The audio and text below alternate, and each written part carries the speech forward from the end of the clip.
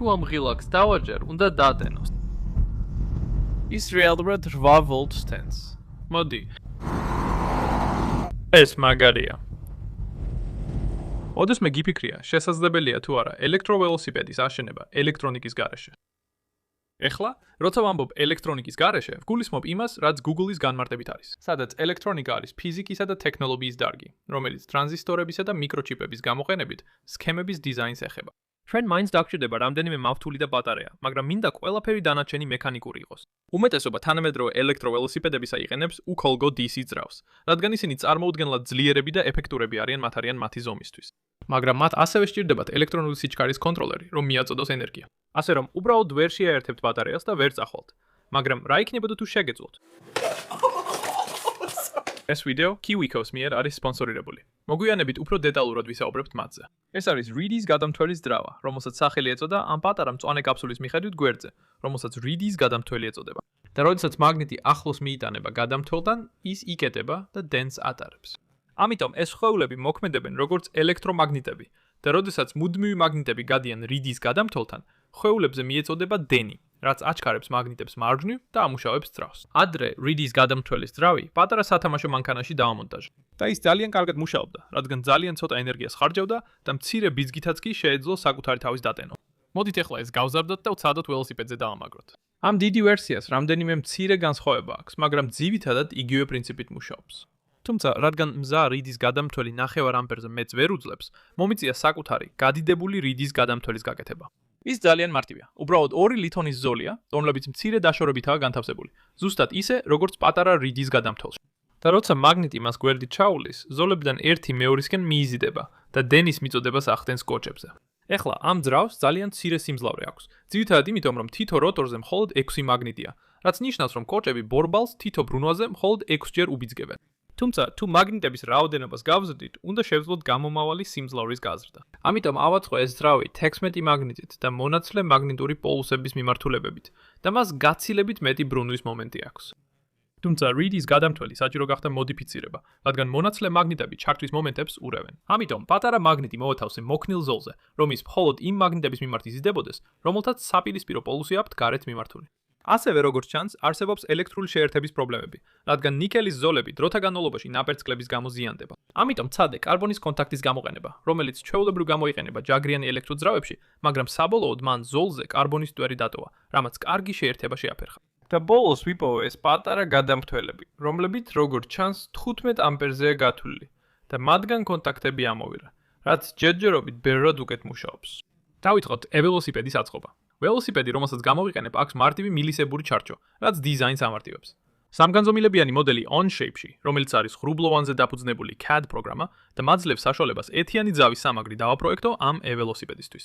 თუ გსურთ თავად დააპროექტოთ მსგავსი პროექტები, ძალიან გირჩევთ, რომ სცადოთ OnShape. შემდეგ შემიძლია დიზაინის ექსპორტი და სამგანზომილებიანი ბეჭდვის დაწყება, რისთვისაც გადავწყვიტე Formlabs-ის Form 4 და Form 4L გამოვიყენო. იმის გამო, რომ შესაძლებელია დიდი და ძლიერი დეტალების დამზადება, თანაც ძალიან ზუსტად, ეს იდეალურია ამ პროექტისთვის. ეს არის ძრავის სამაგრი და ძრავის ბირთვი, რომლებიც პირდაპირ მთლიან სისტემას ერთად დაიჯერენ, რაც ძალიან მაგარია, რადგან შესაძლებელია მათი ერთიან დეტალად წარმოება. შემდეგ შემიძლია შევაცურო და ჩავდგა საკისრებით დეტალში და შევამოწმო, თუ სწორად ჯდება ჩემი დიზაინი ველოსიპედის ჩარჩოში. ეხლა გვაქვს მყარი სამაგრი, რომელზეც შეგვიძლია ყველა კომპონენტის დამაგრება. პირველი მათგანი არის კოჭები, რომლებიც სამგანზომილებიანად დავბეჭდე გამჭვირვალე ფისით, ასე რომ კოჭები მოტორის გარედანაც უნდა ჩანდეს. ეს კოჭები თითოეული 300 ხვერნისგან შედგება. ისინი 2-2 სერიაშია შედუღებული და საბოლოოდ 8 პარალელურად იქნება, რაც ჯამში 16 კოჭს და 4800 ხვევნას ნიშნავს. რაც ჩემი აზრით ძალიან მაგრად და ალბათ ცოტა სასაცილოდაც კი გამოიყურება ველოსიპედზე. შემდეგი ნაბიჯია როტორების დამზადება, რომლებშიც მაგნიტები მოთავსდება და შეიძლება შეამჩნიოთ, რომ ამ როტორს გაცილებით მეტი მაგნიტის ადგილი აქვს, ვიდრე პროტოტიპის ძრავას. და ეს იმიტომ, რომ ცოტა ხნის წინ წავაცლი რაღაცას, რასაც ქვია ჰალბახის მასივი. თუ გვერდიდან შეხედავთ პროტოტიპის ძრავას, აქ არის კოჭი, რომელიც 2 მაგნიტს შორისაა მოქცეული და ჩვენ გვინდა, რომ მაგნიტური ველი ამ 2 მაგნიტს შორის რაც შეიძლება ძლიერი იყოს. ამიტომ, როცა კოჭებზე დენი მიეწოდება, ჩვენ მაქსიმალურად ვზრდით გამომავალ ბრუნვის მომენტს. შესაბამისად, თუ როტორის მონაცვლე მაგნიტებს ავირებთ და მათ შორის პატარა მაგნიტებს მოვათავსებთ, ამ პერპენდიკულარულ მდებარეობაში ჩვენ რეალურად შეგვიძლია მაგნიტური ველის ნაწილი ერთ მხარეს გადავამისამართოთ, რის შედეგადაც წარმოიქმნება ძლიერი და სუსტი მხარე. და ეს ცნობილია როგორც ჰოლბეკის მასივი. თუ ამას ისე გავაკეთებთ, რომ ძლიერი მხარეები ორივე შიგნით კოჭებისკენ იყოს მიმართული, უნდა შევძლოთ ბრუნვის მომენტის გაზრდა. და მე რეალურად ავაგე კიდევ ერთი პროტოტიპი ძრავა ამ თეორიის შესამოწმებლად. I even had to mount the reed. და აშკარაა, რომ მას ბევრად მეტი სიმძლავრე აქვს. მომიწია რიდის გადამრთველი ილემაგრებინა როტორთან, რადგან ძრავის გარეთ მაგნიტური ველი ბევრად სუსტია. ასე რომ, ამ საბოლოო დიზაინში არის 20 მთავარი მაგნიტი და 20 პატარა მაგნიტი, რომლებიც ქმნიან ჰოლბეკის მასივს. ჯამში 80 მაგნიტია, 2 როტორით.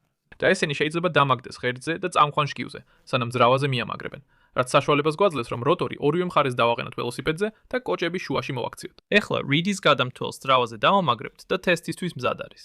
ასე რომ, ყველაფერი რომ დავაერთე, ამ გადამრთველით ძრავის მართვა უნდა შევძლო.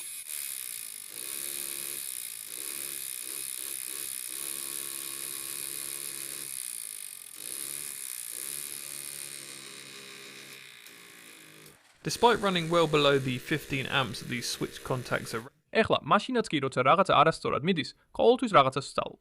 სწორედ ამიტომ მიხარია გითხრათ KiwiCo-ზე, რადგან მათი მისია ბავშვებში ინოვაციების სურვილის გაღვიობა. უკვე დიდი ხანია KiwiCo-ს გულში მატკივარი ვარ და მათი ხუთები ყოველთვის საინტერესო ასაწყობად. ამ ყუთის ხარისხი და ის ყურადღება, რაც მის შექმნაშია ჩადებული, მას იდეალურ საჩუქრად აქცევს ნებისმიერი ბავშვისთვის. გულისხმობ იმას, რომ ეს პირდაპირ სახში ასათხოვი hovercraft-ია, რომელსაც არანაირი ინსტრუმენტი არ სჭირდება. კიდევ ბევრი ასეთი ყუთია ყველა ასაკის ბავშვისთვის. მათი KiwiCo კლუბებით, რომელიც წარმოადგენს საინტერესო პრაქტიკული სწავლის თავგადასავლების სერიას, სადაც შეგიძლიათ აერჩიოთ 5 სხვადასხვა კლუბიდან, თქვენ შეისწავლეთ თემებს კულტურიდან და გეოგრაფიიდან დაწყებული ტექნოლოგიით, ხელოვნებით და სხვა მრავალით. და თუ გსურთ თქვენი მეცნიერების, ცოდნისა და ინჟინერიის უნარები პროექტში გამოიყენოთ, მაშინ ასევე არსებობს KiwiCo Labs, სადაც შედის ისეთი პროექტები, როგორიცაა ეს რადიომართვადი მიწოდების რობოტი და კიდევ ბევრი სხვა. მართვა მჯერა, რომ KiwiCo შესანიშნავი საჩუქარი ამ დღესასწაულის სეზონისთვის და ეს არის საჩუქარი, რომელიც თვეების განმავლობაში განაგრძობს სიხარულის მოტანას. ასე რომ, თუ დარეგისტრირდებით კოდით Tom Stanton-ი, შეგიძლიათ მიიღოთ 50%-იანი ფასდაგლება თქვენს პირველ კლუბის ხუთზე. ან ეწვიეთ kiwico.com/Tom Stanton. ასე რომ გადადით ვიდეოს აღწერაში მოცემულ ბულზე. მიუხედავად იმისა, რომ ეს გადამრთველის კონტაქტები მუშაობს ბევრად ნაკლებზე, ვიდრე მათი 15 ამპერის რეიტინგია, ისინი საკმაოდ სწრაფად იწვება, ან ზოგჯერ ერთმანეთს ეწებება, რის შედეგადაც ძრავი იბლოკება. მაგრამ კიდევ ერთი ბოლო იდეა მაქვს, რომ ეს ამუშავდეს და შესაძლო გამოსავალია Wolfram-ი. Wolfram-ს აქვს ყველა ლითონს შორის ყველაზე მაღალი დნობის ტემპერატურა, დაახლოებით 3400 გრადუს ცელსიუსზე, რაც დაახლოებით 1000 გრადუსით მეტია, ვიდრე ფოლადის დნობის ტემპერატურა. ამიტომ შევუკვეთე Wolfram-ის შედუღების სნელები, რომ იმედია უფრო გამძლე რიდის გადამრთველის კონტაქტები გამეკეთებინა. მაგრამ სწრაფადვე პირველ პრობლემას შევეჯახე. როგორც ჩანს, Wolfram-ი არ ირჩილება. ყოველ შემთხვევაში იმ სარჩილით, რაც მე მაქვს და იმ ტემპერატურაზე, რასაც ჩემი სარჩილავი აღწევს. ამ პრობლემის ჩემი გადაწყვეტა ის არის, რომ დნობის მასალა Wolfram-თან მექანიკური შეერთებისთვის გამოვიყენო, თითქმის ისე, როგორც მავთულის კრიმფვა ხდება. ამიტომ Wolfram-ის ღეროში რამდენიმე ღარი გავუკეთე, რომ დნობის მასალას რამეზე დაეჭირა. შემდეგ ნიკელის ზოლი Wolfram-ის გარშემო შემოვახვიე და შიგნით დნობის მასალა ჩავასხი. ასე რომ, როცა Wolfram-ს დნობის მასალით სავსე მილში ვსვამ და ვაცივებ, ისინი ერთმანეთს მყარად ებამებიან. იმედია, კარგი ელექტრული შეერთებით, ეს Wolfram-ის რიდის გადამრთველი ალბათ ჩემი ბოლო იმედია, რომ ეს ველოსიპედი ამუშავდეს. ეხლა, როცა ყველაფერი შეერთებულია, გაუძლებს კი ის ნაპერწკლებს. Plastic, aside from a few bolts and the coils, which means it has very little resistance. მართლა ვერ გადმოცემ, რამდენად ბედნიერი ვარ, რომ ეს მუშაობს. არა მარტო Wolfram-ი არ დაზიანდა საკმაო ხნის მუშაობის შემდეგ, არამედ ნაპერწკლებიც თითქოს შემცირდა. შემდეგ, სამგანზომილებიანი პრინტერით ამობეჭდე დიდი შკივი, რომელიც უკანა ბორბლის ამძრავად გამოიყენება. ეს შკივი ბორბალზე მაგრდება სპეციალური ამოჯრით, რომელიც ორიგინალი ველოსიპედის ვარსკვლავზე ჯდება და ბოლტებით იკეტება. ასე რომ, ამ ძრავის ათქალი რომ დავამაგრე და სწორად დავაჭირე, ველოსიპედი თითქმის მზადაა. მინდა კიდევ ერთი რამ დავამატო, რომ მექანიკური ველოსიპედის ესთეტიკა სრულად გამოვიყვანო. ანალოგური ვოლტმეტრი, რომ დავინახო ბატარეაში რამდენი მუხტია დარჩენილი, რომელიც იდეალურად ჯდება საჭის ცენტრში. ასევე საჭეზე დავამაგრე 2 ჩამრთველი და ცოტა არეული გაყვანილობა. ეს უნდა საშუალებას მაძლევდეს ერთი ჩამრთველით ძრავის ენერგია ვაკონტროლო, ხოლო მეორეთი იმედია ბატარეის რეგენერაციულად დატენვა შევძლო. ან ამ შემთხვევაში პატარა სუპერკაპასიტორის პაკეტი. მგონია რომ ამ მოწყობილობის მიზანი უნდა ახსნა.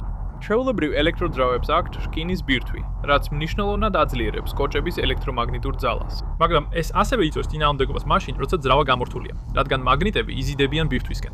მაშინ, როცა ეს ძრავა თითქმის მთლიანად პლასტმასისგან არის დამზადებული, რამდენიმე ჭანჭიკისა და კოჭების გარდა, რაც ნიშნავს, რომ გამორთულ მდგომარეობაში დატრიალებისას მას ძალიან მცირე წინააღმდეგობა აქვს. ასე რომ, იდეა ისაა, რომ ის ჩვეულებრივი ველოსიპედივით ივლიდა, მცირე წინააღმდეგობით ქამრისგან, რაც დიდად არაფერია. და მერე, როცა დაღმართზე ჩავდივარ, ან მინდა შენელება, შემიძლია ძრავა გენერატორად გამოვიყენო ამ კონდენსატორების დასატენად. შემდეგ კი, როცა ისინი დაიტანება. იმედი მაქვს, ეს საკმარისი იქნება, რომ საჭირო დროს მცირე დამატებითი სიმძლავრე მომცეს. მოდი ვნახოთ იმუშავებს თუ არა. ასე რომ აქ ვარ, ლამაზ ცივ დეკემბრის ბრიტანულ დილას. კაპასიტორები სრულად განიძვირთა, როგორც ვოლტმეტრზე ხედავთ. და თუ საჭეს შევახებ, შეგვიძლია თითქოს დამუხტვა მოვიტყუოთ, მაგრამ აშკარად ეს რეალური დამუხტვა არ არის. მოდით, ველოსიპედი ცოტა გავისეირნოთ. Yeah, so we drained about 5 volts getting up to speed. And როგორც ჩანს, კონდენსატორებს მოხდავთ. მიუხედავად იმისა, რომ ჯერ არ ჩამიეთავს რეგენერაციის ხილაკი, რაც ცოტა უცნაურია, და პედლებზე დიდი წინააღმდეგობა არ იგრძნობა, რაც ალბათ კარგია, რომ ასე მარტივად იტენებ. Reed-ის გადამთვალები ცოტა ხმაურიანია. ალბათ ხმაურით გავს იმ ხმაურიან თავისუფალი სლის კერას, მაგრამ ცოტა უარესია, რადგან მუდმივად გამოსცემს ხმას. ეხლა დაღმართზე ჩავდივარ და ვაპირებ რეგენის ხილაკს დავაჭირო. resistance when riding unpowered. და როგორც ჩანს, ეხლა ცოტა უფრო სწრაფად იტენება. ჩვენ თითქმის მივახციეთ, ხო? უკვე 10 ვოლტზე ვართ. ვაუ, გონი ამ კონდენსატორების მაქსიმალური ძაბვა 18 ვოლტია. ასე რომ ამ ეტაპზე სრულიად უსაფრთხოდ ვართ. კარგი, ეხლა ბრტყელ ადგილზე მივდივარ და ვაპირებ ველოსიპედი გავაჩერო. ეხლა დაახლოებით 12.5-13 ვოლტზე ვართ. ასე რომ ნახოთ, შევძლებთ თუ არა ამ ენერგიის გამოყენებას სიჩქარის ასარებად. Because the motor is essentially ის მართლა მამოძრავებს. უბრალოდ ძალა არ არის ძალიან დიდი. ხო, ასე რომ სიჩქარის ასაღებად დაახლოებით 5 ვოლტი დავხარჯეთ და ეხლა აღარ იკლებს. რადგან ეს არის მაქსიმალური ბრუნვის სიხშირე, რასაც ძრავა ამ ძაბოზე მიაღწევს. charge my phone. And whilst riding, the charger doesn't work. ასე რომ ისევ 11 ვოლტზე ავედით. ეხლა გაზს მივაწვევი, რომ ნახოთ ავალთ თუ არა ამ აღმართზე. The energy can slowly discharge into my phone. ხო, მას არ ყოფნის საკმარისი ძალა, რომ რომელიმე აღმართზე ავიდეს. გონია, რომ ეს ველოსიპედი იმ სამი კრიტერიუმიდან ორს აკმაყოფილებს, რაც თავიდან მინდოდა. ის რეგენერაციულად იტენება და როცა ძაბვის გარეშე მოძრავ, თითქმის არ აქვს წინააღმდეგობა. უბრალოდ მას არ აქვს საკმარისი ძალა, რომ იყოს რეალური ელექტროველოსიპედის ვარიანტი და სრულიად მექანიკური ყოფნა ისეთი კარგი არ არის, როგორც მეგონა, რადგან რიდის ლითონის ზოლები გამთვალებს მუდმივად სჭირდება დაყენება, რადგან თუ ძალიან სწრაფად მოძრავ, ისინი რეზონანსულ სიხშირეზე გადადიან. ამიტომ საბოლოოდ ან ძალიან შორს არის ვოლფრამის კონტაქტიდან, ან ძალიან ახლოს, რაც დიდ ნაბერძკლებს იწვევს. მაგრამ როგორ იქნება თუ ველოსიპედის რეგენერაციული დამუხრჯების ნაწილს გამოვიყენებთ და რამე სხვას დავმოხდავთ? რადგან ძრავი ფაქტობრივად ისეა შეერთებული, როგორც ჩემი ხელით დასატრიალებელი გენერატორი, ტრიალისას ის ცვლად დენს გამოიმუშავებს. ასე რომ, თუ 4 დიოდს გამოვიყენებთ სრული ხიდური გამასწორებლის ასაწყობად, კონდენსატორების დატენოს კიდევ უფრო სწრაფად შევძლებთ. შემდეგ შეგვიძლია კონდენსატორები USB ძაბვის რეგულატორში შევაერთოთ, რომ შენახული ენერგია გამოვიყენოთ. მაგალითად, ტელეფონის დასატენად და როცა მოძრაობ, დატენვა არ მუშაობს, თუ კონდენსატორებში ძაბვა 8 ვოლტზე ნაკლებია. მაგრამ რეგენერაციის ღილაკზე მოკლე დაჭერით, შეგვიძლია სწრაფად ავწიოთ ძაბვა და შემდეგ ენერგია ნელა გადავიდეს ჩემს ტელეფონში. 6 კილომეტრის, ანუ 3.7 მილის მანძილზე რაც გავიარე, დაახლოებით 55 მეტრით დავეშვი და ტელეფონი თითქმის 10%-ით დავტენე. რაც ცუდი შედეგი არ არის, თუ გავითვალისწინებთ ყველაფერს. მხოლოდ დაღმართებზე ვიყენებდი მას, ან როცა დამუხრუჭება მჭირდებოდა. და ერთ-ერთი დაღმართი იმდენად გრძელი იყო, რომ შემეშინდა კონდენსატორებს ზედმეტად არ დაემუხტათ. ამიტომ ღილაკს ხელი გავუშვი. ეხლა ვიცი, რომ არსებობს პროდუქტები, რომლებიც შეგიძლიათ იყიდოთ და იყენებენ პატარა გენერატორს ველოსიპედის ფარისთვის ენერგიის მისაწოდებლად. მაგრამ ისინი ჩართვისას ბორბალს მუდმივ წინააღმდეგობას უქმნიან. მაგრამ ეს სისტემა შეიძლება გამოიყენოთ კონდენსატორების სწრაფად დასამუხტად, მაშინ, როცა ამოხრუჭებთ ან დაღმართზე ჩადიხართ. და შემდეგ ეს ნელ-ნელა დაიხარჯება. დავმუხტო ჩემი ტელეფონი, ველოსიპედის ფარი, ან რაც მინდა, მართლაც. რაც ფაქტობრივად უფასო ენერგიას ნიშნავს. რადგან რომ არ მქონდეს ეს სისტემა, ენერგია უბრალოდ სითბოდ გადაიქცეოდა და ჩემი მუხრუჭის ხუნდებს გაცხოვდა. დიდი მადლობა ყურებისთვის.